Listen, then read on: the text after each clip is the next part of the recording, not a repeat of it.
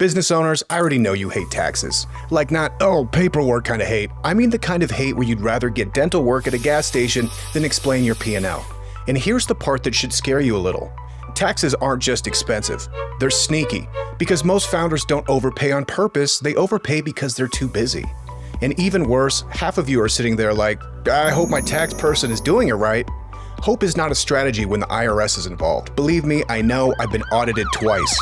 So listen, there's finally a tool that makes this easy. It's called deduction.com. And yes, I'm shilling for it because it's awesome, and the founder, Sai, is a buddy of mine. He's a Denver guy. Well, he's British, but he's here now, so we're claiming him. For $500, deduction.com's agent will complete and file your return, and there's a human reviewing it and signing it. And right now, Sai is onboarding every single customer himself. You can say you knew him when. At that price, and I'm being dead serious, I would have them run it just to double check my tax preparer. Because if you catch one mistake, one missed deduction, one oops, it pays for itself instantly. Here's the real question though.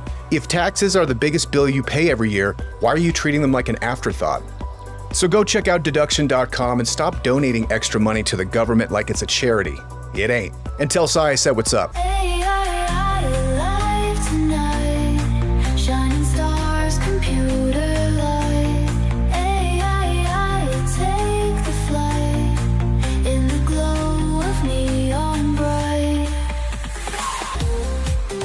So you're in New York, you're like, let's try Denver. Was there anything particular that rooted you here, or you just kind of wanted to explore? The practical, you always need something to push you to go somewhere. Yeah. I always wanted to, first of all, I always wanted to go to the US, and I was lucky enough that my friend started a company in New York and he sponsored me, and I came to the US.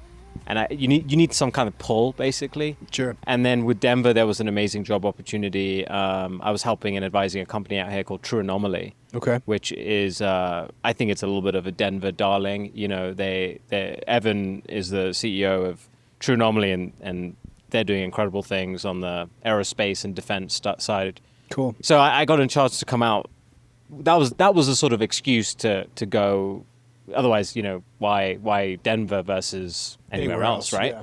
And actually, my wife was a little hesitant, and now she's a real New York city rat. Yeah, New Yorker. loves it. Yeah. And honestly, she is in love with Denver. Cool. She just So actually, if I ever want to move back, it's going to be tough.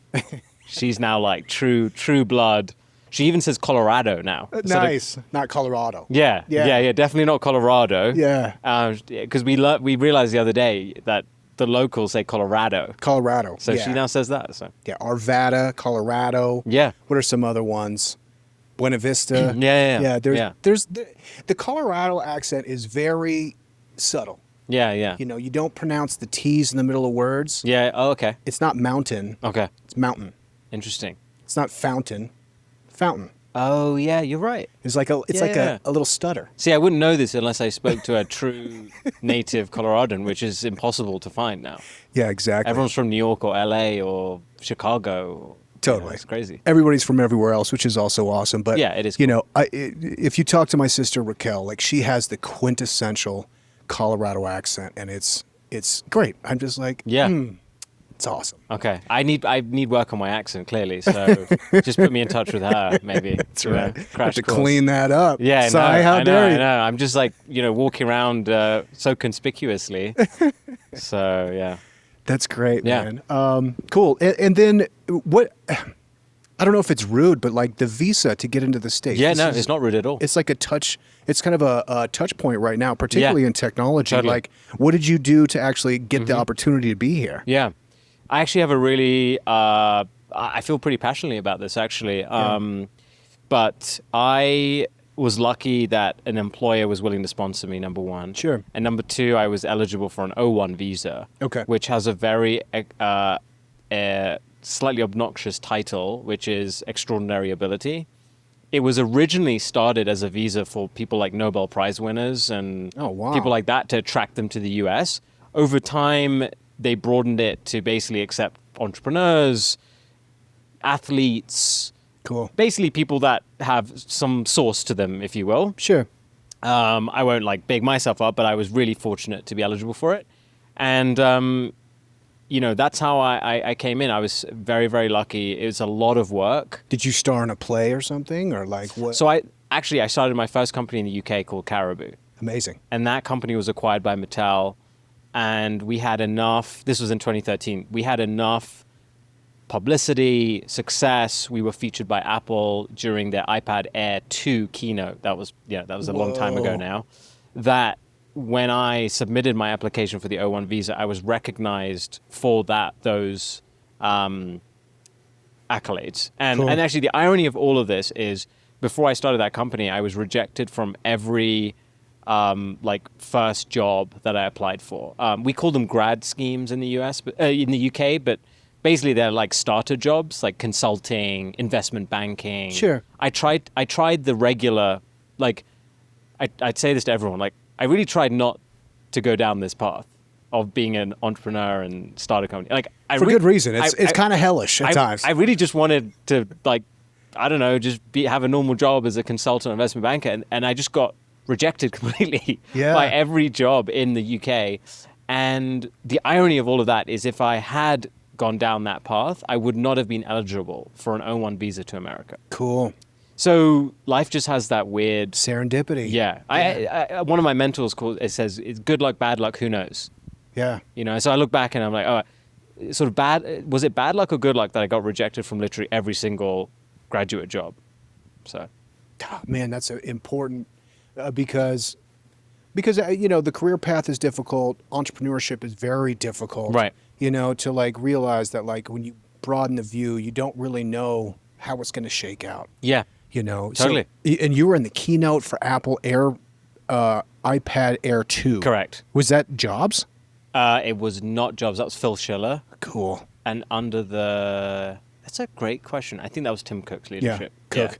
Yeah. What was the lift like after that? Crazy. Demo? It was like 200,000 downloads in that day. Yeah. God, it's so cool. That was. Do you remember those days? That was like the app economy days. Yes. Where everything, and it's funny now. I was, we can get into it at some point, but what was the last app you downloaded? Exactly. It's just that No, now I have to download apps for tools at my house and whatever, like the security only system. if you have to. Yeah, and then you're pissed. You're like, oh my God, another app. Yeah, it's only if you have to. Yeah, exactly. No one's downloading it. So that was those glory days where if you wanted distribution, you would just download an app and make an app and put it on the App Store. And then what you would do is this is another secret back then, is you would find the contact information for the local App Store manager. Yeah. So there was a UK App Store manager. You'd find his contact, and then you would try and establish a relationship and get featured. Yes. And getting featured was the big way to make it big. Totally. Again, now I think a lot of that's kind of irrelevant. Oh man, that was a fun time too. It was cool. That's actually what has me most excited right now about AI in general. Yeah. Is it's bringing back this enthusiasm and fun to technology where it's new. Yeah. The whole app revolution was incredible. It was just so fun. Yeah. Because it was oh, what can you do? What can you do? And then everything kind of became centralized and you're okay, it's all a part of this machine. Yeah. And Web 2 was whatever, and you have the tech giant luminaries, and it seems like they got big moats around what they have for distribution, and you're just kind of it's a lull. Yeah. So really shout out to OpenAI for just blowing it wide open, Totally. and getting Google to react, getting everybody else to jump in the game, because now it's wide open again. I had a similar story. I was doing a podcast. It was the Denver Business Podcast when we were, in the park on the blanket with the candle. Mm-hmm. And same thing, I knew somebody at Spreaker, and Spreaker I think has since dissolved, but it was a really cool podcasting app because you could go live. So you would record a Spreaker, you could go live, I would tweet it out, and we'd get this big kind of radio audience that would ask questions and stuff. Yeah. So it was really cool. And so I was talking to one of the product managers there, just giving feedback and kind of what I wanted. And I was like, hey, in your onboarding, you guys always do a recommendation for 4 podcasts on the bottom. I was like, will you put me there? And he's like, sure. And I shot to number 1 in 2 weeks. Wow. And it was just from literally just asking somebody to do something cool. Yeah. Which, a tip for founders, I think that's something that's also goes a lot of times unsaid is that like open your mouth and solve your problems. Yeah. You know what I mean? Like, Yeah. if you know somebody, ask for a favor. It's like, Yeah. my grandfather used to tell me, he's like, hey, when you move in a place and you want to make a good impression on your neighbors, knock on the door the first day and be like, hey, we're baking some cookies. You got an extra egg? Even if you got eggs, you know what I mean? But then they're like, oh, hi, welcome to the neighborhood. You know, sure, here you can have an egg. And so, like, basically, you're making yourself vulnerable. They're helping you. Yeah. You're giving them kind of a position of trust and authority. Yeah. And then the next day, you go repay the egg immediately. And so they're like, oh, well, this person is also trustworthy. Yeah. You know, so you create this, like, immediate bond by doing that. Huh. So, you know, a lot of times with distribution, and if, like, you just really need something, it's like, you don't need to bang your head against the wall about, like, how do I customize this cold email? It's like, dude, just call them. Yeah, it's like ask and you shall receive, right? Yeah. Yeah. Actually, you know, there's a lot that we did early on with deduction that, you know, we just asked and we ended up, you know, whether it was an advisor or an investor or a CPA that we, you know, we'll get into all of that. But yeah, totally. You just, most people don't ask, right? Yeah. And the irony is like a lot of the people that you think are never going to respond are actually the people that get hit up the least because everyone thinks they're not going to respond. Totally. So it's kind of interesting. Yeah. And I want to get to deduction.com, but let's close the loop on your last company. So you exited the company to Mattel. This was an app, was it for kids? Was it? Yeah, it was it was a Skype for kids back when Skype was a thing. RIP. Yeah. And we started that out of graduate school. It was kind of just one of those, you know, just threw out the idea. It was part of a business plan competition. Could we build an interactive video calling application? Again, this was like before really FaceTime had all that interactivity. Sure. And so, yeah, it allowed parents to read stories, play games remotely. And yeah, that was a company. Killer. What was any details of the exit you can divulge? It was definitely a soft landing. Yeah. But it was an amazing... You know, I sort of almost knew it was never going to make a lot of money because at that time publishing was having this like, you know, we were selling books in the app. That was kind of that was the hook. And at the time, publishing was just having it was at a time when they were like publishing's dead. And right. But it was an amazing, you know, that taught me the full life cycle of a company. And as I say, I think one of the most incredible achievements for me was that O1 visa. As strange as it sounds, like I think. If I had the opportunity to make £200,000 from that, let's say, company, or even £500,000, I would take the O1 visa. Yeah. You must really not like those gray skies. Or I just love America. Yeah. You know? It's funny, though, like, especially now in the current climate, you know, it's obviously quite polarized. But I had my citizenship oath ceremony recently. Yeah. And there's like people from 100 different countries, or like about 100. I will tell you, those are the most patriotic people you're ever going to meet. I mean, when they said, take the oath, they couldn't have stood up quicker. Yeah. You know, so, you know, because it takes so much work, these visas, that you end up really valuing being here. Yeah.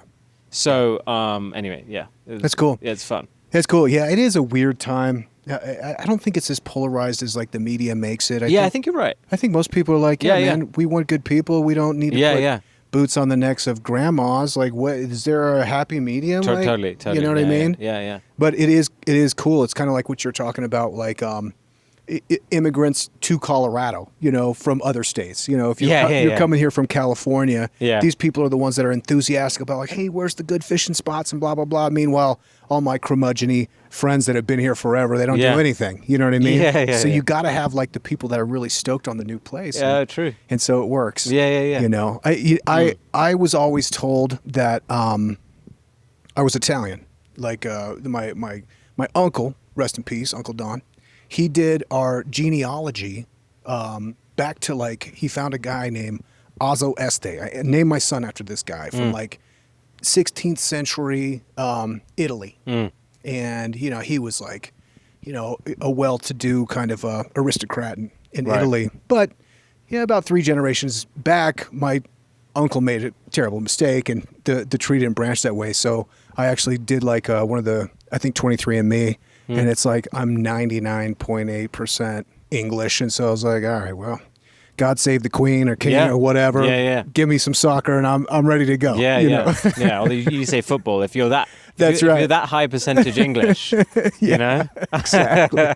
Exactly. So at some point, I got to make it back over to England and trace my roots. Totally. You know, even though, I don't know, I'm probably like you. I'll be like, oh, man, I'm feeling depressed. I'm reevaluating all my life decisions with this, like, dark sky. Although some Colorado people I talk to really, really like cloudy days. Because they're like, it's too much. You know, I met one Colorado lovely lady. She's actually my hairdresser. And she said, what was she? She said that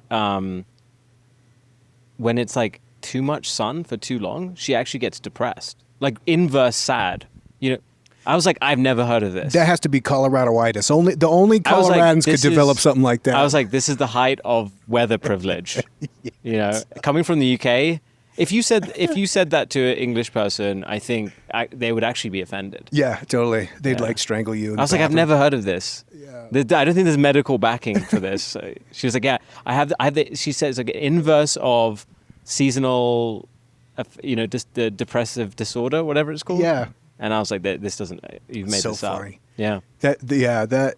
That's hilarious. It's like you show her like a beautiful sunset, and she's like, it's really bringing me down. I've seen too many of these. Yeah. It's like, I don't know. That's great. Yeah. Cool, man. So soft landing, you get the hit the jackpot with the awesome visa, make it to New York, make it to Colorado. You're sitting here twiddling your thumbs. I'm assuming you can't get a job anywhere either. So you're like, what's the next project? So talk us through, like, before we get to really an introduction of deduction, like I'm always fascinated with the validation process and the idea process, because one thing that founders have is they have shiny object syndrome, especially when they exit a company. This is oftentimes kind of a dark place for founders, because you're like a little bit untethered. Your identity is kind of shook, and you also are accustomed to a lot of work all the time. And so when you kind of are separated from that, the tendency is to dive right into something right away. Right. So how did you kind of manage that transition to decide on a project to take forward? I was actually quite fortunate that when I came to New York, I was sponsored by my friend Luke, who started a company called Latch in New York. Okay. And so I joined as head of product. We were like 20 people. And I actually helped Luke and the team for 7 years build that company. And that company was an amazing company, basically delivering keyless entry solutions for apartment dwellers. Cool. And I was a chief product officer there over 7 years, and then we took that company public in 2021 via SPAC during the crazy kind of SPAC boom. Yeah. And so I left that in 2023, and I was fortunate enough that I had seen basically how you build a company from, let's call it zero to one, and then 1 to N. Yeah. So 500 people, $1.5 billion valuation. What number of employee were you at that company? I was like, I was like 20-ish. Wow. Yeah. And you grew it to 500? 500. And went public? Ooh. Yeah. And Chamath Palihapitiya led the SPAC, and he led them all, didn't he? Yeah. The SPAC king. Yeah. Yeah, exactly. So, and that was like a B2B to C company. Yeah. So it had a flavor of like B2B. It had consumer. It had hardware. It had software. It had kind of everything to it. Network effect. Yeah. And because I was so early, I saw everything. I saw how do you build product? How do you fundraise? How do you do legal? How do you do IP? How do you do marketing? Everything. So it was basically like the crash course in really how to like build a serious business. So when I left in 2023, I was fortunate that A, I had that experience. B, my now co-founder, who was the VP of software engineering at Latch, left at the same time. Yeah. So we teamed up and we're like, we're going to take a big swing. And at the time, obviously, some of the GPT, I think 2 or 3 was coming out at that time. So there's clearly there was some excitement. Yeah. And so, I did what everyone did, I think, at the time, started ideating. And I really started with B2B. Yeah. I was like, it's because I had learned the B2B motion at Latch, B2B to C. I was like, I'm going to start a B2B company. And actually, one of the first ideas was, I have a list of ideas, but one of them was AI compliance company for businesses, right? Because I Sure. had to deal with a lot of compliance at Latch. And I went through loads of different ideas. I got so much advice from other founders. You know, you should do B2B for X, Y, Z reason. You should, you've got to love your customer. You should not do this industry. You should do that industry. And there was just so much, you know, in a good way. There was a lot of noise. Were they recruiting you? They're like, or look at what we're doing over here. Not even. Yeah. I mean, I sort of wish. Not even. You know, they were all starting companies, and they were like, "You should start a company." And so, honestly, I created a list of like 20 companies. Cool. And my advice. Did you write it down, or where did you put the list? In Apple Notes. Okay.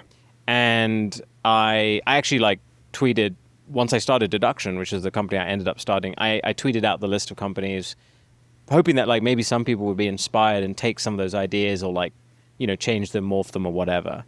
So I had this like long list of ideas. I will say one of the best tips I got from a mutual acquaintance was just, if you have an idea, like create the deck.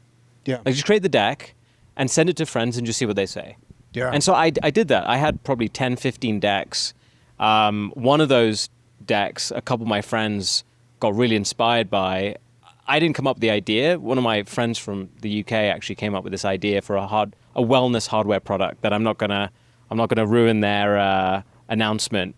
But he came up with this idea, and I sort of helped him create a deck for it, and they actually ended up starting that company, and I sort of helped on this advice. So basically, I just did a lot of that, and but I think two things happened. One is I realized that the simplest solution is the most obvious, and I wanted to solve a problem for myself. Yeah. I just realized that that's gonna hold me for 10 years, Yeah. not the intellectually correct idea.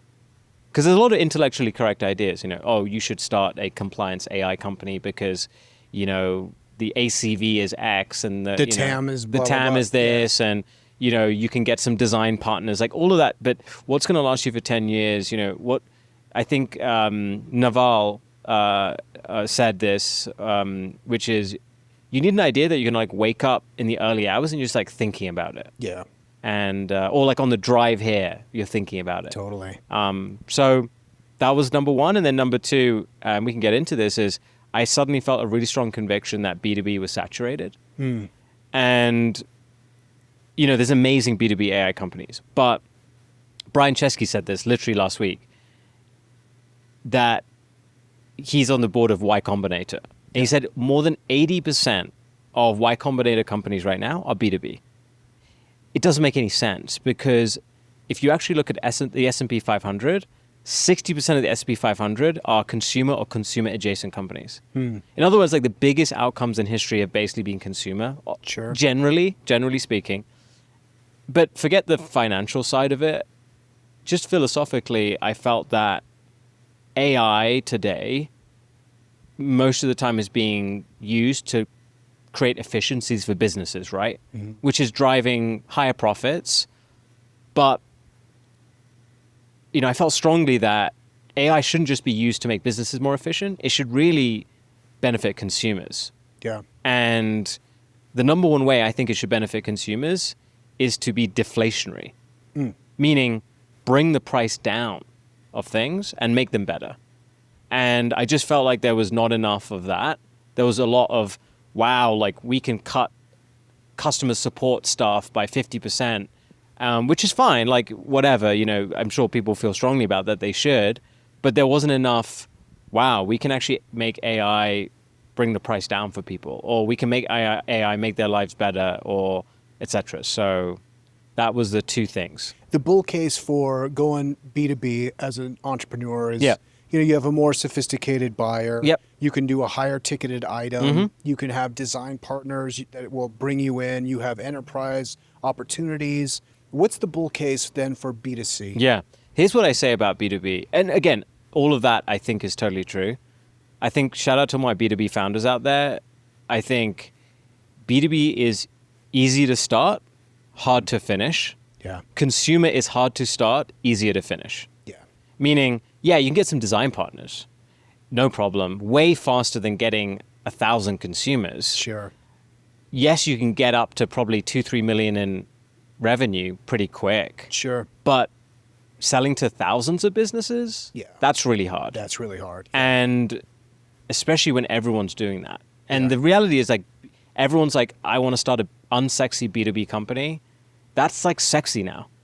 Totally. You know, it's that. Absolutely. Like- That's what everybody's doing. Yeah, 80% of Y Combinator is B2B. Like, it's not, that is sexy. Yeah. So if you're going to start a B2B company, again, there's terrific B2B companies. Like, and Latch was a B2B2C company. Yeah. So like I helped start a B2B company. But you've got to start it not because it's the intellectually correct thing to do. You should start it because you passionately believe in helping this business. Yeah. You know? And I think just a lot of people are starting B2B companies because it's intellectually correct. Totally. Okay, so you started deduction.com.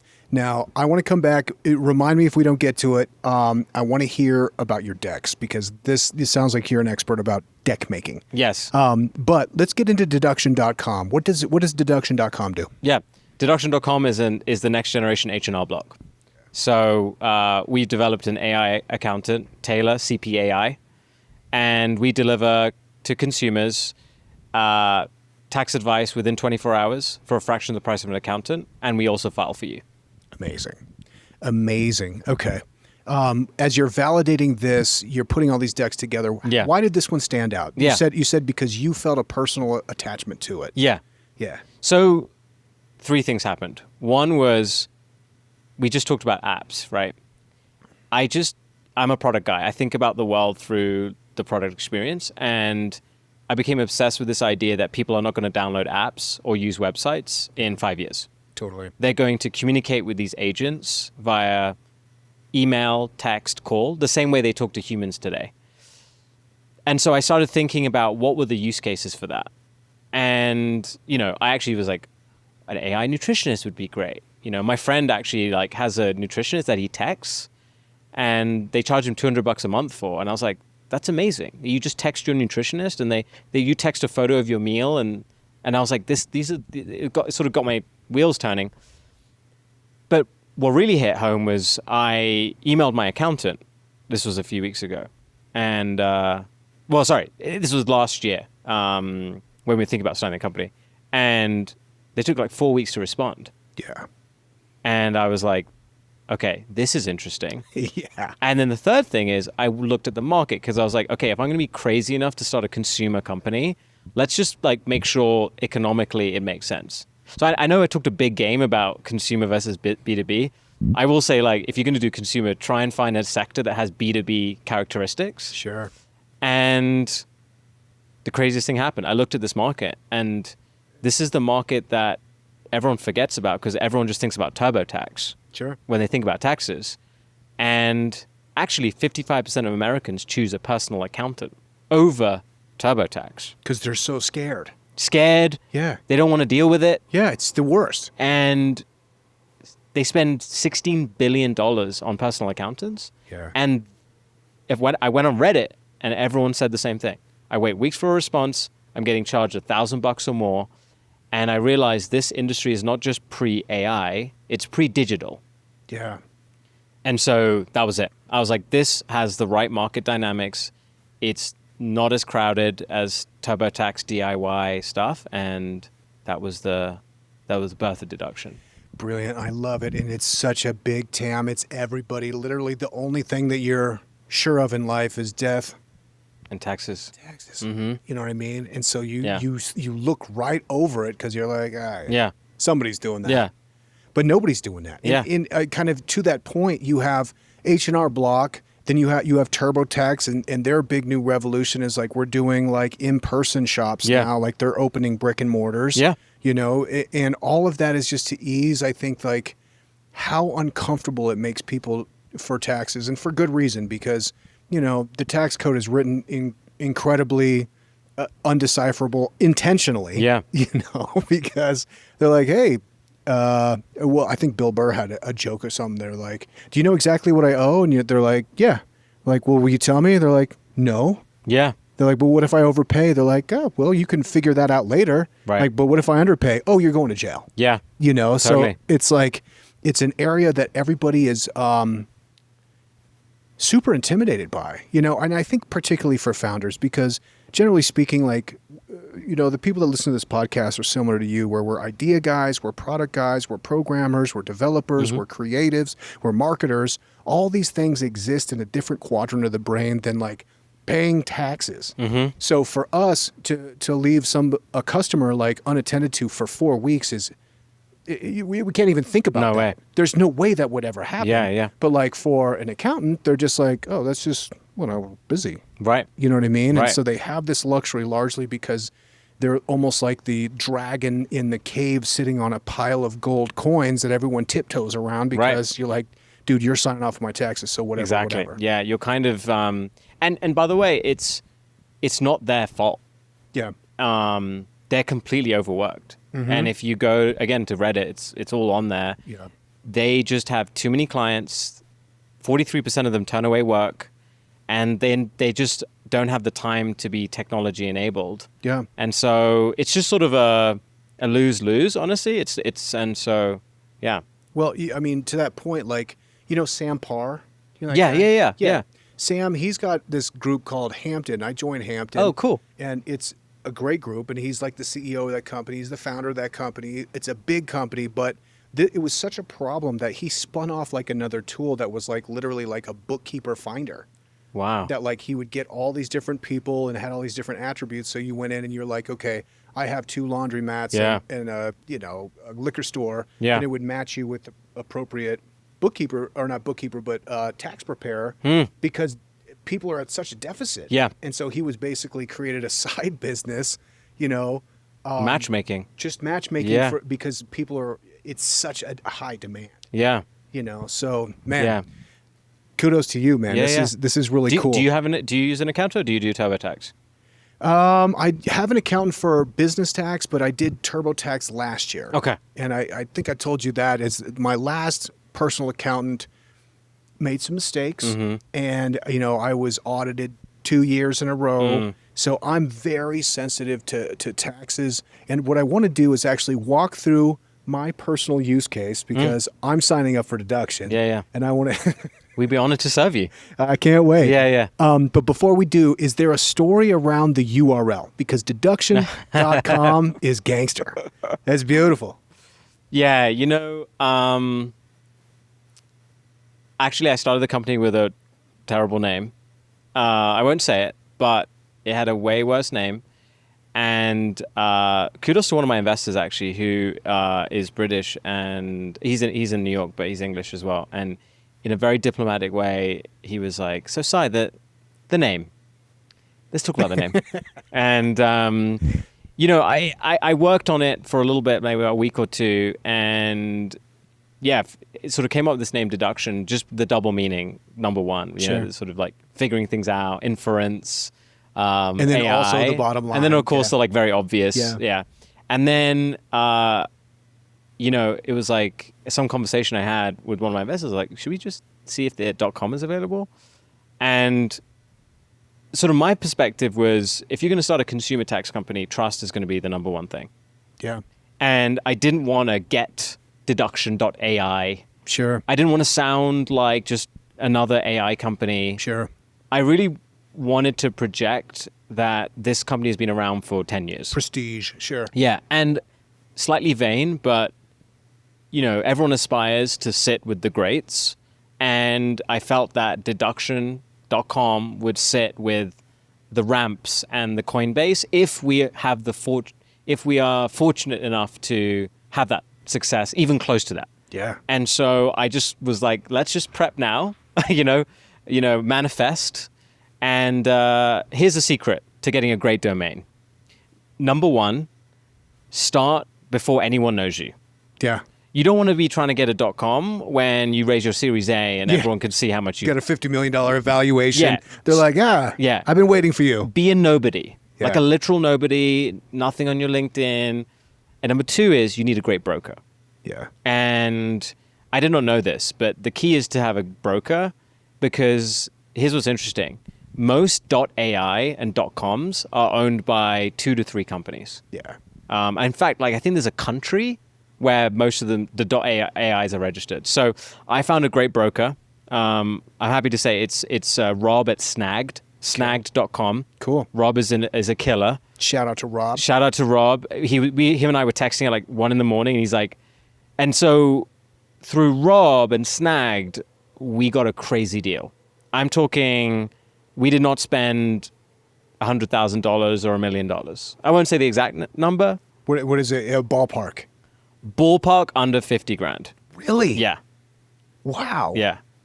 For deduction.com. Yes. So did you wear like a costume and you're like, hey man, I was just thinking about this domain and yeah. I mean, obviously if you have a broker. He just handled it all. And, I think the seller was very, I actually think that was the value of it. Like, I think that's the real value of it. The value now is higher because we built a brand around it. Sure, of course. And like deduction.com could be a really silly brand if it's not handled carefully, So sure. everything sounds inevitable, but I think that was the right price. The seller was very agreeable. Rob did a great job, and so those are my 2 tips to get a great .com. Cool. And I think .com is important for a consumer business. I agree, 100%. I think that it builds in prestige. If it's .ai, that everything that has, is with AI now, in 2 years we'll all be pulling out that because it won't be beneficial for the market. Get this, the .ai was more expensive. No kidding. Makes no sense. Wow. Makes no sense because everyone wants .ai. Yeah. But I personally think .ai sounds like a sandbox, like a test product. So. Exactly. I agree. And Yeah. I mean, maybe I'm wrong, but like it's definitely like AI is so ubiquitous now that in 2 years it's like obviously everything has AI. You don't have to mention it. Like nobody cares. They're just going to want to That's a great point. Walk into it and it just works like magic and you're ready to go. You know what it's kind of like? It's like when everyone started putting I behind a product when after iMac and iPhone. It's kind of like, it's like, because that was originally Internet Macintosh. Yeah. And so that was what I stood for. Yeah. And I think kind of what you're saying, which is if you do .ai, you're kind of, everything's going to have AI. Yeah. Well, the same thing happens in food. Like, and maybe we talked about this, but it's like, omega-3 fatty acids had a moment where it's like you had to put it in everything. So it's like your bread is like now enriched with fish oil. I'm like, ugh. Oh, like, right. I don't want fishy bread. Like, that's disgusting, but they put it in everything. Now it's protein. Now it's like, oh, everything's got more protein. It's like, okay. So there's these fads and trends that happen, and AI obviously is, and everyone's happy about their shiny new tool. Yeah. But like now it's starting to be so ingrained in people's lives, especially, this is what I think is a great timing for a consumer product, because a lot of these reports are coming out like how people are using ChatGPT in particular. Yeah. Like, Gemini's making massive inroads. Yep. Claude obviously is absolutely killing it in all kinds of domains. Mm-hmm. But like the way that people are using ChatGPT, at first they're like, oh, maybe they're going to like create, bots for X, or they're going to, help it do their taxes or something. But really it's like their new best friend. They're like, it's their confidant. Totally. They're talking to it. Mm-hmm. So where that I think affects kind of what we're doing is like, people are getting more and more accustomed to actually talking and conversing with speech into these tools, which will affect us all in a profound way, because I hate typing into chatbots. Right. You know what I'm saying? Yeah. And so there is a path now where we are going to get to this point where like, you're like, hey, I just want to talk about taxes, and your deduction agent's like, hey, Ryan, what's up? Exactly. And you're like, okay, cool. Now you're having a conversation. And the magical thing is that you can just email, text, or call the agent. Cool. You don't need to download an app. I don't want you to learn another user experience, because you don't want to think about taxes, let alone learn some new interface, right? Yeah. And so, what I say to everyone is Taylor at deduction.com. Just email. That's incredible. That's the agent, Taylor. And actually, one of the magical things that kind of what made me really feel like starting the company was my co-founder prototyped really simple thing where you could email intro the agent, and the agent would BCC the sender and it would say like, thanks side to BCC, Ryan, great to meet you, blah, blah, blah, blah, blah. Let's get started on your taxes. It's so simple, right? Yeah. But I just saw that interaction. I was like, this must be the future. This is it. And, today people email intro our agent, to their friends, to their family, because again, the important thing is to meet consumers where they are. Yeah. Like, how did you communicate with your accountant when you had one? Email. 80% of Americans do that. Yeah. And so why app? Just email-based agent. And because we've met consumers where they are, also, like, how did you hear about your accountant? Probably a friend of family member. Family member. Yeah, there you go. That's how people find out about accountants. So I was like, if that's how people find out about accountants, and then they do an intro, right? Email intro is how I have done it. Why can't you email intro the agent? Yeah. And so much of what we spend time on is just meeting people where they are, because that's a beautiful thing about AI, is that it's kind of this invisible fabric that you can kind of immerse into just the general life without trying to like change the interaction or the interface and stuff like that. So. Totally.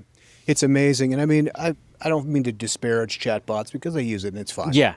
But it is just like, okay, it's going to change. Yeah. And you're already on the cutting edge of that, of like, where am I already? Why do I need to like go to an extra place? Right.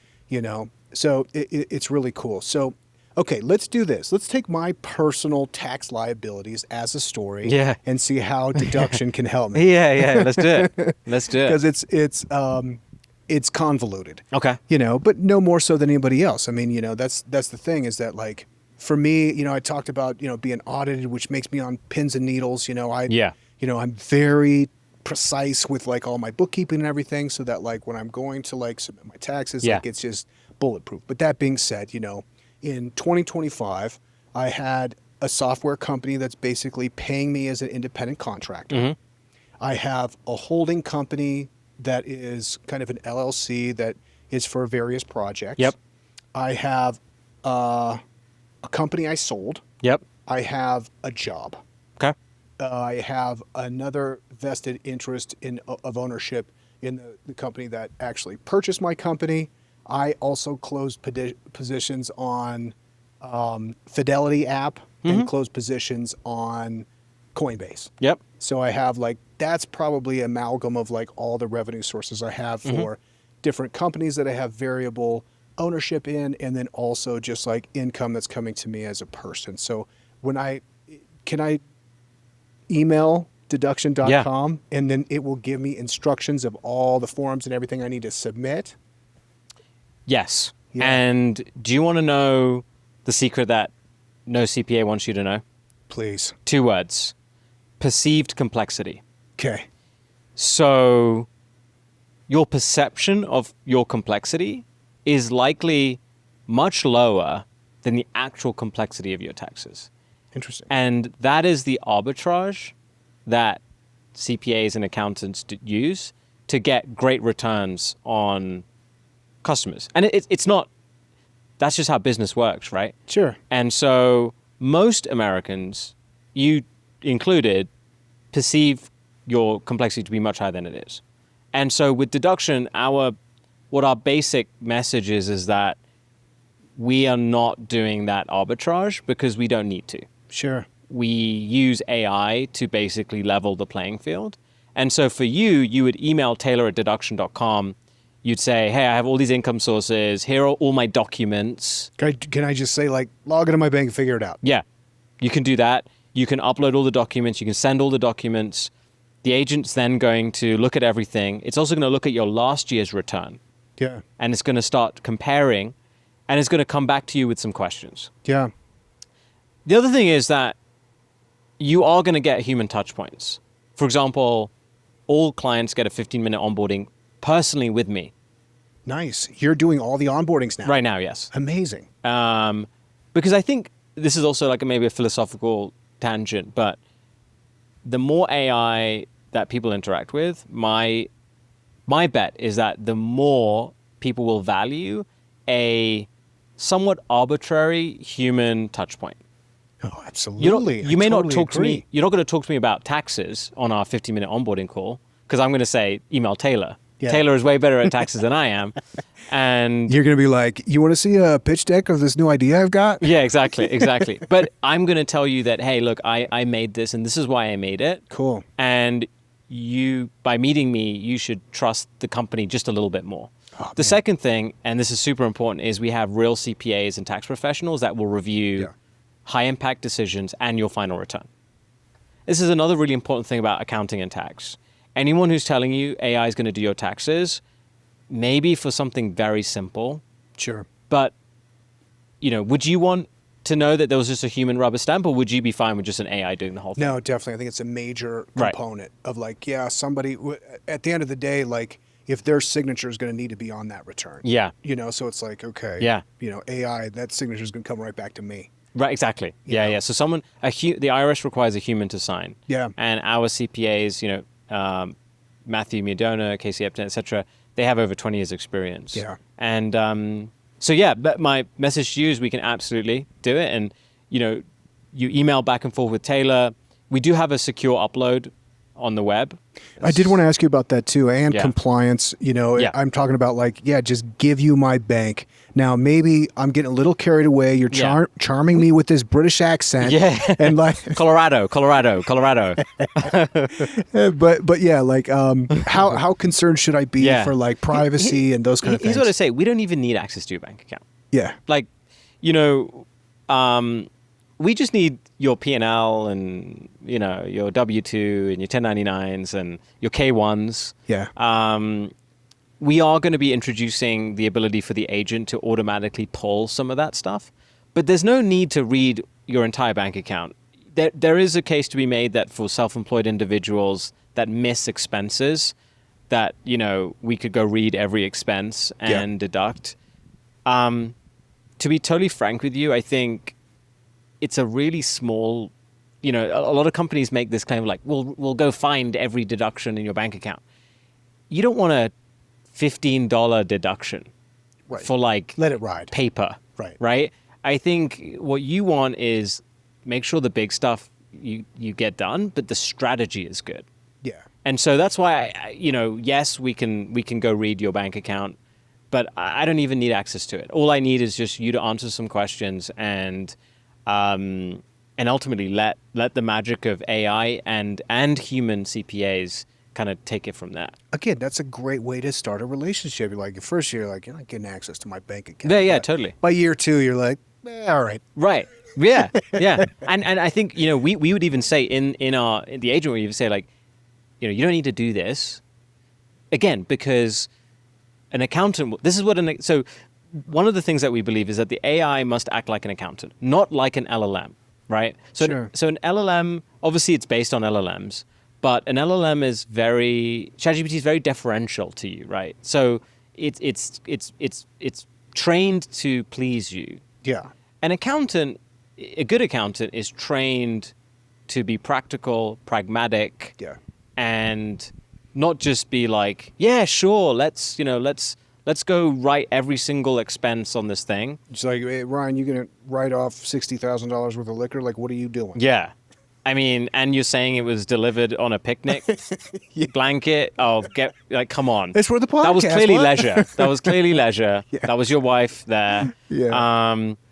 So, again, if you do categorize all these little expenses, the agent will take it. But what I sort of trying to say is that there's a pragmatism involved in doing taxes where a good accountant will say, look, we can go hunt down $5 pens and pencils.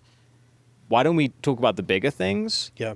And so that's what our AI agent is going to be prioritizing. Can we find good credits? Can we find big deductions?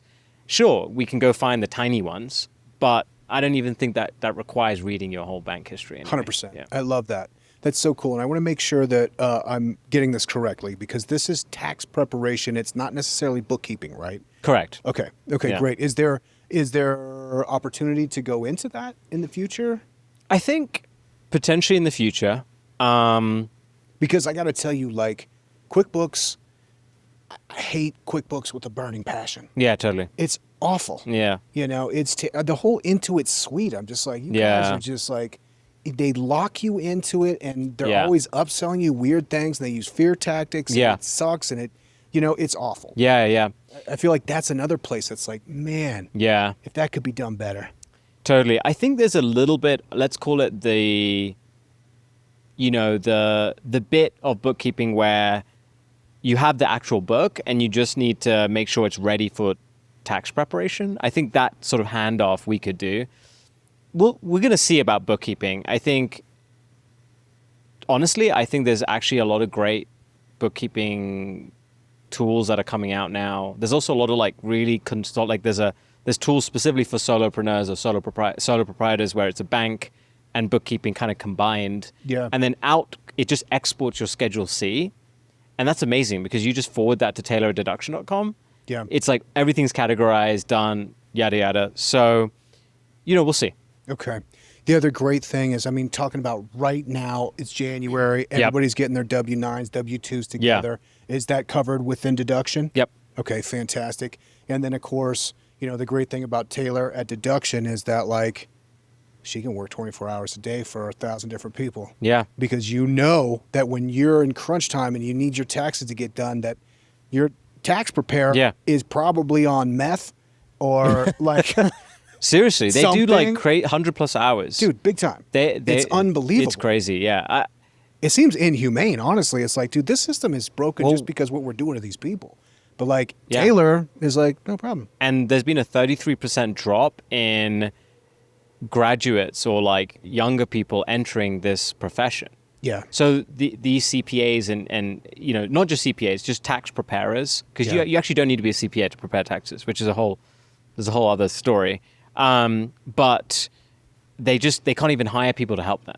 Yeah. So no wonder they're retiring, right? And the funniest thing is when I started the company, I went to go talk to CPAs to just be like, is this a stupid idea? I also thought that they would tell me to politely F off. Yeah, because they see what you're doing. And I have not met a single, I kid you not a single CPA who hasn't either said, this is incredible, or B, can I white label it? Totally. So that was also another conviction. It was like the labor market that I, quote unquote, potentially could be displacing is like welcoming me. Yeah. Which is kind of the opposite of the narrative you hear where, everyone's worried that it's going to displace their job, which is real. Absolutely. But in this specific profession, they are not worried about AI taking their jobs. They want AI to take their jobs because they're all retiring. Totally. And the part that's driving them crazy is the part that AI is really good at. And for sometimes now I talk to a lot of AI companies in the medical system because this is another place that's like, oh, cool. Yeah. That's just like, it's so ripe for so many different products, but it's so deeply ingrained in these terrible processes that it's really hard and really slow. Yeah. But the thing that I keep coming back to, I'm kind of embarrassed to say it, it's like, well, these doctors, we need them more, not necessarily as like clinicians, but more like shaman. Yeah.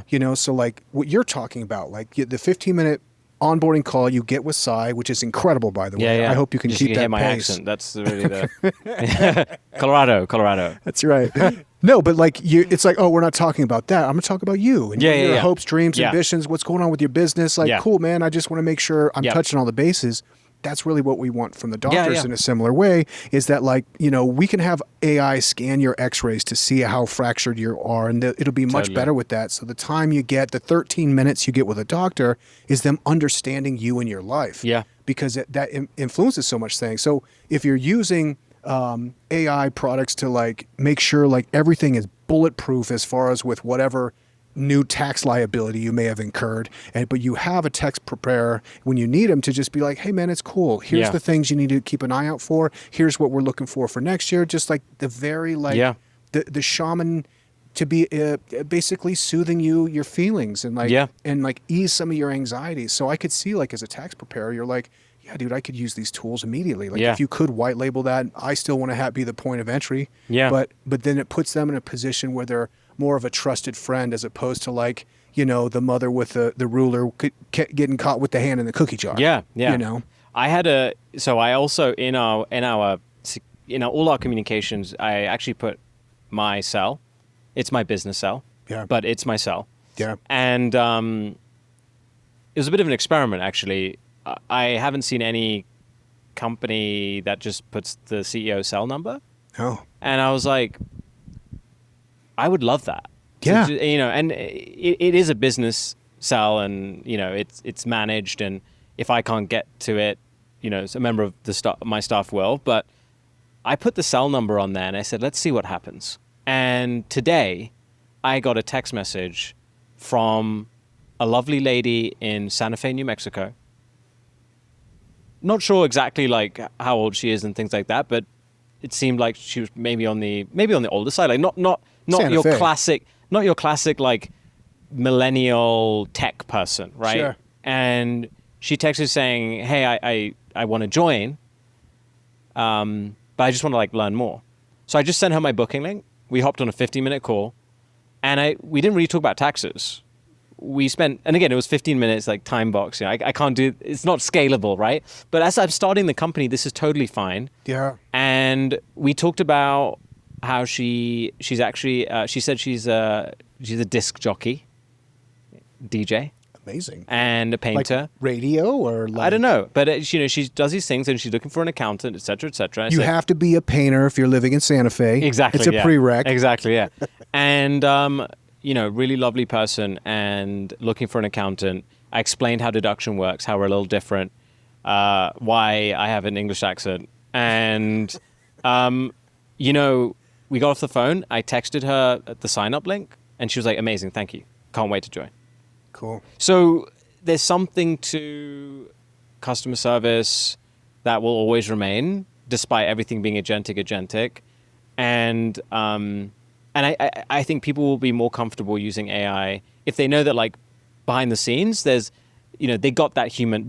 They met Sai, or they met Ryan, or they met whoever. It's big. It's big. They just met them. And again, like, you don't need to spend that much time. I take it, you know, I was inspired by Superhuman. Yeah, totally. With the 15-minute onboarding. Great company. And I was like, this is totally contrarian. So I'm not trying to say what I'm doing is contrarian by any means. But I think this is the unlock for agentic professional services. 100%. And I think especially, you know, a B2C company, like, you have to know what the customer experience is first and foremost, tip of the tongue, because otherwise you're going to start, I mean, obviously numbers and projection, and you're going to be 10 years in the future, but like really to talk to every single person that's coming on board is amazing. Yeah. I think that's so smart. And at some point, you know, we'll probably hire an amazing customer success manager who can do it. Because with Superhuman, I think it was like some member of staff that onboarded me. It was still great. Totally. You know, it's gonna be interesting to see how you know, I have a 4-month-old, how he grows up with AI. He may actually trust AI more than humans for something like tax prep. 100%. Which is a whole different thing. But I think at least for now, we need to bridge the gap. The question then becomes in 20 years, do you need the human touch point at all? And I know. I don't know. We just don't know. Yeah. Hopefully, you know, whoever's running deduction.com in 20 years, well, if you we'll have to figure that one out. 4 months old. So yeah, by the time maybe they have like a device or something that, like, maybe you start introducing AI, maybe they're 4 or 5. So like then that AI partner essentially grows up with them. Like, I'm sure it will speak to them and their level, and like and help them progress. And it's so interesting. Yeah, it's going to be very anthropomorphic, you know. Yeah. So, you know, these predictions, or like our opinion on this sort of human AI is very much grounded in today. Yeah. I think it's going to be interesting to see how that evolves. And at what point do you not even need that onboarding call? Totally. Or at what point do you think the you know, talking to the human makes you trust it less? Yeah, exactly. But for now, we're not there yet. Yeah, it's going to get slippery and weird. Okay, we are at the time in the podcast to go into the quantum round. Are you ready? Yes. Okay. Is that like quantum computing? Yeah, well, it used to be the lightning round, but it's 2026. Okay. We're not playing around anymore. It's the quantum round. Okay. But before we do, it's just founders. It is mid-January. I'm going to get this out at the end of the week. So, like, literally go get on deduction right now and get this going. What's the price point? $499. $500 for a year. Yep. Unbelievable. So $500. I mean, even if at that price point, just cross-check what your CPA is already doing. Correct. And get a second opinion for $500. Yeah. You know what I mean? You get the And the by the way, onboarding. you don't need to pay until filing. That's incredible. So you could got, get all the advice, which is checked by a human CPA. Yeah. You can totally get that for free. And if you just take that advice and go to your CPA today and not pay us, so be it. My point is, if you get the advice from us, why not just file with us as well? Dude, do it. I mean, you guys are already preparing everything. You have it right there. Just bring it to deduction, Right. Double check and then file through there. Right. I'm really excited to use the tool side. This is really Can't wait. cool. It's like the perfect timing because I've been putting this off because I have 2 accounts that I've been talking to, and it's the same thing. It's like, here's your login portal to upload all this stuff, and I'm just like, And what's the UX like on that portal? death. It's pure death. It's like designed in the 90s, and like you gotta look around, have to find things. I'm like, oh man, I don't want to learn this. It's amazing how they overcomplicated that. Because our I don't even call it a portal. I call it a vault. Yeah. Because what do you do with the vault? You Just put open stuff it and in you there. just like stuff it with stuff, right? Yeah. Hopefully gold nuggets, but documents in this case. And that's how we designed our vault. Cool. It's an upload button, basically. Cool. Amazing. Yeah. And that's what I love about AI is like one button should solve all my Yeah. problems. But, Yeah. I mean, this seems like just absolute amazing product, Si. So let's take this into the quantum round. Yeah, let's do it. Okay. You're entering college today. What would you study? Great question. I'm not sure I'd go to college. How so? I would do one of two things. I'd either go into the arts, Okay. go become an incredible filmmaker, do something that, is just distinctly human. Sure. I don't think AI is going to take over all filmmaking Yeah. or I something like agree. that. I'd go into the arts, or I would just go start a company. Yeah. Yeah. Yeah. Because there's no real. Do you feel like college now is just more of like an extended adolescence where you get a little bit of like grace period because the world is so complicated now? It seems like Yeah. if you can just like breathe a little bit until your mid-20s, maybe like studying arts and like is the way to go, like an aesthetic. I think it's great for vocations like medicine Sure. or, but, and the other really good thing about it is like the social development and network that you develop. But I just think, me personally, if I would go to college for the arts, like filmmaking or whatever, or I would just start a company and I wouldn't bother. Totally. Yeah. Do you feel like there's a secret weapon you have being from London? Yeah. I sound much smarter than I am. Can people in London call you out? They're like, man, you got that. He's so average. Yeah. God, I can't believe he made it in America. Yeah. That's amazing. Yeah. There is like an obsession with the English accent. There's a lot of from Americans, Anglophiles right? here. Yeah. Yeah. I would honestly that's kind of the nice thing is I slightly stand out and it's something to talk about. Sure. But yeah. They think you're a spy or something. Yeah. Or they either think I'm smart or, because if you think about every movie you watch, right? Like we were just watching Frankenstein on Netflix. Cool. English accents. Yeah. Like everyone just sounds. Or if it's like a historical Villains, piece in master Africa, they're all- like speaking English accent. All the villains in every movie have an English accent. Like Yeah. the masterful, ingenious villain, English accent, Yeah. or like the sophisticated crown, English accent. The reality is most English people don't talk like that, but Americans do think that they. So like So- Game of Thrones, it's some fantastical. Oh, yeah, there's another fantastical great one. place. It's like, oh, they're all English. accents. Yeah, English accents. Just So funny. makes them sound more. Yeah. Now, my voice is particularly thrashed today because on the way over here, I'm learning like these new blues songs. So I was trying to sing the harmonies as I was coming over here. So I can just tell my voice is completely torched. But if I was on a good day and I was in London, would I have a similar draw with my Coloradan accent?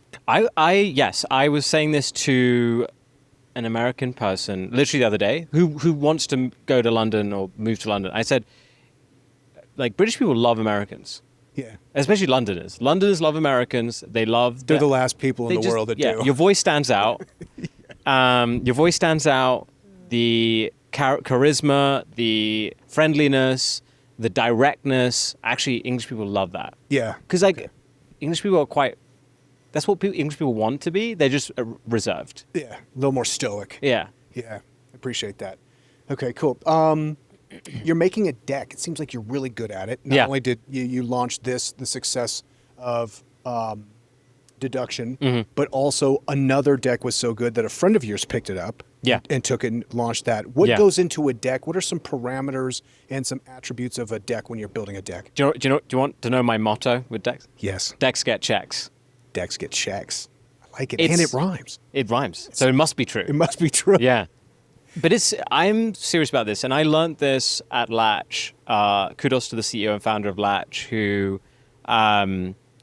he would always painstakingly create these decks, fundraising for customers, for employees, for all hands, and these decks were beautiful. Yeah. And I remember him telling me that he had this thing of render to reality. If you can render something and make it feel real, one day it sort of it manifests itself to. So, the decks that I create, it's not that they're some masterful pieces of art or anything, but creating a good deck, getting a designer, pay them, don't go cheap and go on Fiverr.com or Upwork, get a real designer, and just invest in it, and you'll be surprised how far it goes. What are the components of the design? It's are we talking about the logo fleshed out? You need the hockey stick projection for the TAM. You need minimal words, any kind of requirements around that? There's three things. One is follow the structure that everyone recommends. Sure. I read a book, I think it's I'll include it in the show notes. Cool. I'll send it to you. There's a great book, and it's by an amazing multi-exited founder, and he was like, this is the structure for a pre-seed, this is the structure for a seed, this is the structure for a Series A, and I tell everyone, just follow that structure.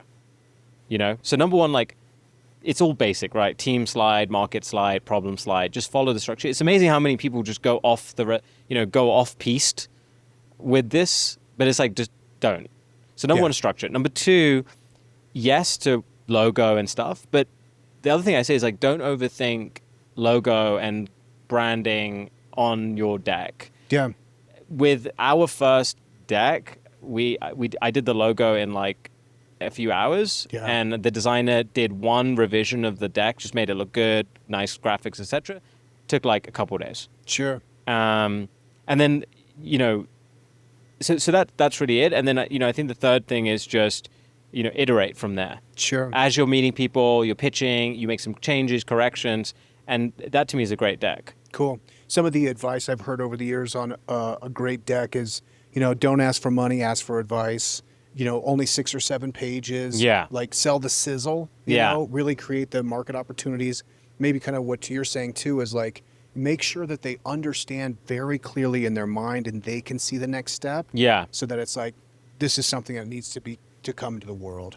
That's right. The secret with fundraising and pitching is that you're not fundraising. Right.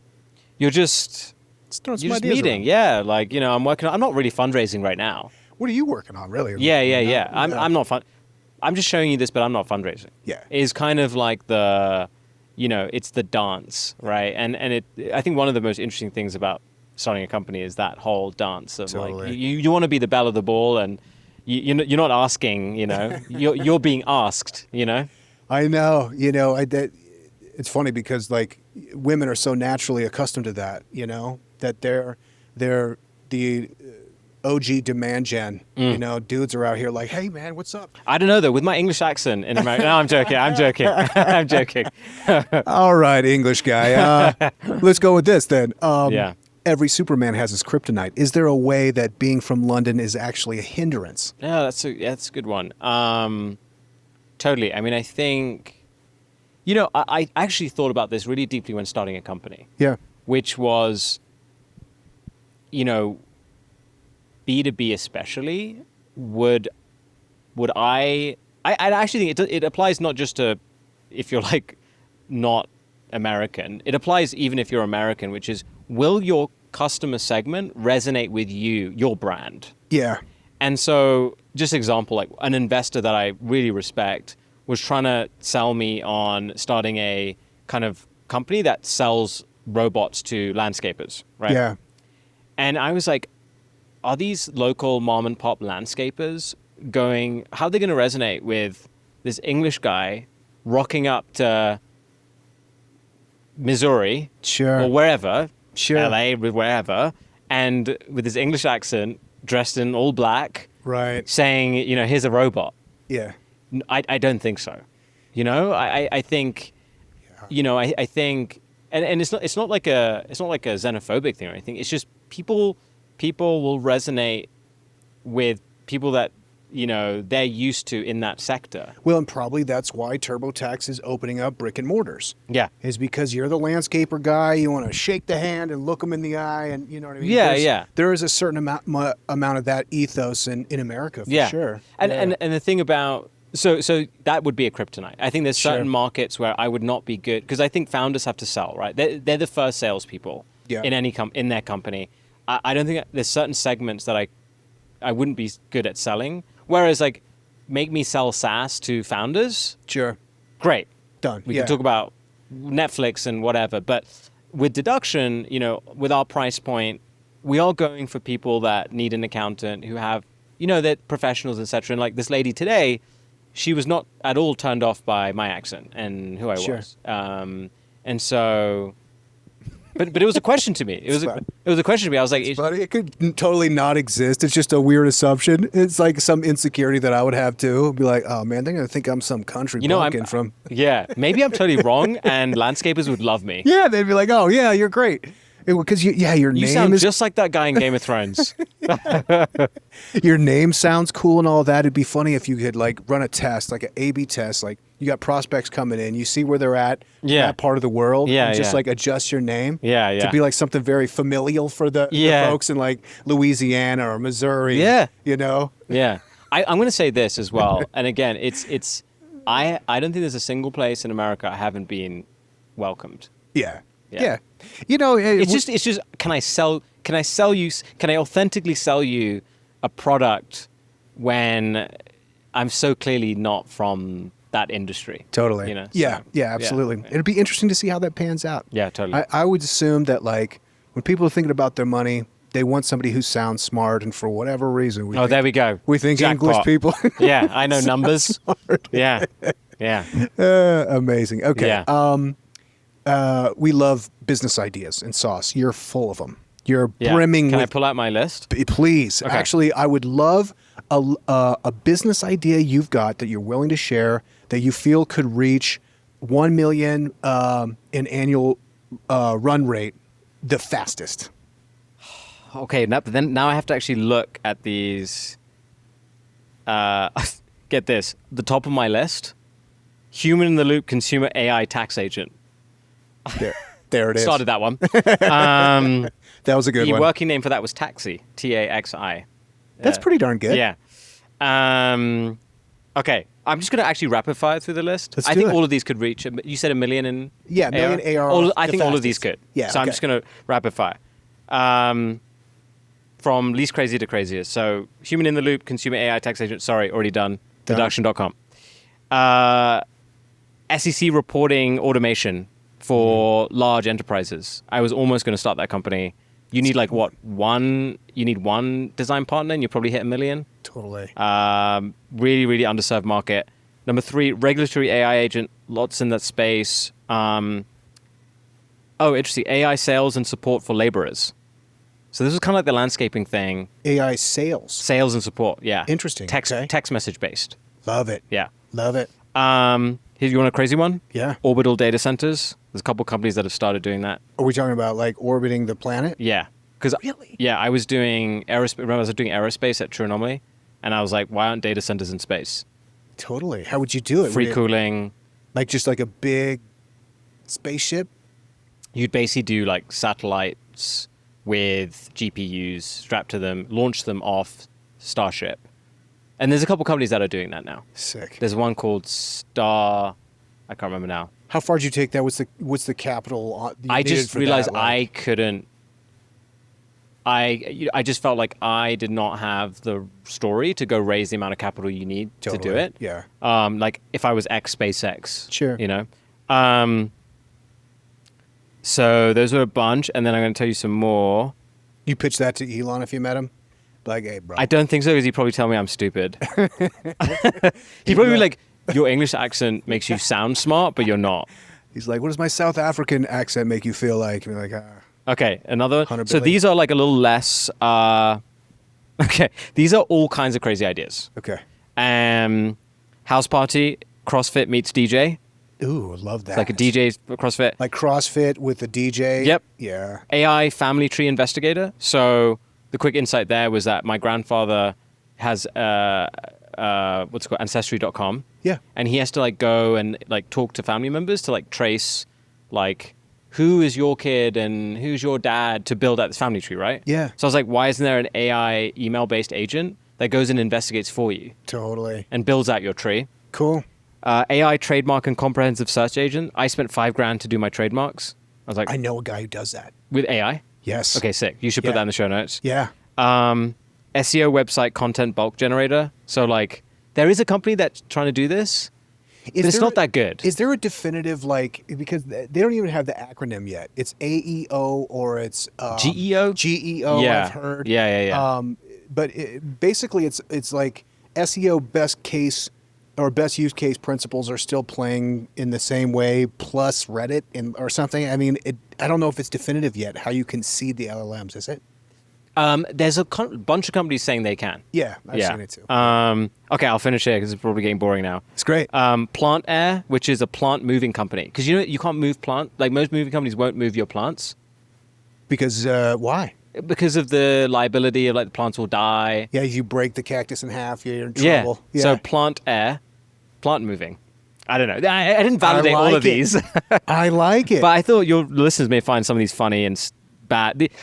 I think my philosophical, serious point about this is these are all a mixture of good and terrible ideas. Yeah. But you need to go through all the terrible ideas to Why get is to the that? good ones. I don't know. I think it's like a brain cleansing thing. Yeah, you know why I think it is because good ideas and bad ideas come from the same place. Yeah. And you show respect to ideas in general by giving them a home somewhere. Yeah. And if it's in your Apple Notes app, you're like, cool, man. No, I respect out. that idea. It's out. Yeah. Like, I just keep it coming. People think, for example, Elon, he's obviously comes up with incredible ideas. Do people know? I don't know if people know this. He on a daily basis has terrible ideas. Totally. And the reason I know this is, I worked with a bunch of ex-SpaceX, ex-Tesla people, and every day he comes up with like tens of ideas. Yeah. And he wanted to start like a candy company, like candy, like gummies. Amazing. Because he was like, there's no good gummies in America. He wanted to start like a sofa. One of the engineers told me from SpaceX that he once rocked up and said to this engineer, my sofa in my small house on Starbase, something about the sofa, and he wanted like the sofa to be like in some way robotic. Amazing. And had this engineer like work on A robotic sofa? something like that. Dude, that's a great idea. And then obviously like, and then he like, so the point is like everyone has bad ideas. And Yeah. even Johnny Ive said this about Steve Jobs, which, I think now it's okay to talk about Steve. It was kind of trite and cheesy to talk about Steve Jobs for a while. Sure. I think now it's like, okay. We can bring him back. Yeah. Yeah. It's not too soon. That sometimes like Steve Jobs would like say something in a room, an idea, and everyone would be like, this is terrible. Yeah. And then Johnny Ive said that, but sometimes he would walk into a room and he would say an idea and it would suck the air out of the room. Yeah. So I think like the point is everyone has bad ideas. I'm going to finish this off with a few last words. Please. This is more of a high level business model thing, but I think more people should pay per transaction, pay per use than subscription. Cool. There's so many AI tools I would use right now if I could just do it one off. Totally. Like $5, just give me this image, or $1, give me this whatever. Totally agree. Largely because I want to switch everything to Claude now because it's just yielding such better results. So it's like I've got Nano Banana and I've got ChatGPT and all these $20 subscriptions everywhere. Yeah. I'm like, dude, I don't want to pay lovable $50 a month you're just gonna anymore. churn. It's Yeah. just like, dude, let it let it be until I need, and I'll just chip in. Yeah. It's not I a like great that. story for investors. Yeah. But it's a great story if you're going to bootstrap or whatever. Yeah. And then I'll leave you with one which is kind of full circle on talking about accents is Verbosity AI. Boost your vocal with daily words from your Kindle highlights. Cool. Make people have better vocabulary. Amazing. Anyway, With there's a crazy... Kindle highlights, it then takes the words that like stick out. That are more like complicated and interesting. And then it tells you like, this is the word that, it's kind of like word of the day, but it's tied to something you've actually read. Cool. Amazing. And shout out to... That's the one that won't go to 1 million the fastest. Totally. Amazing. Sai, this has been awesome, man. Yeah. I really appreciate it. Thanks for having me. Yeah, it was great to have you down here. Deduction.com. Again, jump on this, you guys. You've got a couple of months till taxes are due, but there's all this shuffle that we have to do in January, obviously. So make it happen. Sai, what's the best place for people to connect with you online? Go to deduction.com, sign up, and my number's right in the top right-hand corner. There it is. Yeah. Cool. This has been awesome, man. Thank you so much. Thanks. Hey, founders, let me ask you this. Are you building with AI or getting left behind by it? If you're serious about scaling smarter, faster, and bolder, you need to check out aiforfounders.co. It's your go-to resource for cutting through the noise and actually using AI to grow your startup. Each week, AI for Founders drops a sharp, no-fluff newsletter, dives deep with expert guests on the podcast, and hosts monthly workshops where you can get your hands dirty with the real tools and strategies. Whether you're pre-seed or Series B and beyond, launching something new, or just staying sharp, AI for Founders gives you the edge you need to win in 2025 and beyond. Hit aiforfounders.co to subscribe to the newsletter, tune into the podcast, and grab your spot in the next workshop. And it's all free. Build smarter, move faster, think bolder with AI for Founders. Now back to the show. What's up, everybody? Let me hit you with some math that will blow your mind. A wealth manager using WarmStart.ai grew their assets under management by 8.5 million in 3 months. Their monthly fee, $500. That's a 1,700% return on investment in 3 months. And I get it, another AI tool, another monthly subscription. But here's what makes WarmStart different. It's not trying to find you new people to bug, it's helping you reconnect with people who already know you. As a founder, your biggest asset isn't your product or your website, it's your relationships. But most of us are terrible at nurturing them systematically. WarmStart connects your email, identifies warm contacts, and helps you craft personalized outreach that doesn't sound like a robot wrote it. The best part, you review every message before it goes out. No automation without permission.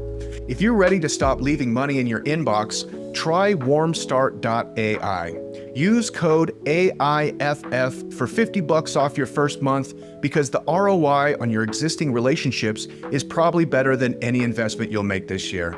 That's WarmStart.ai and use code AIFF.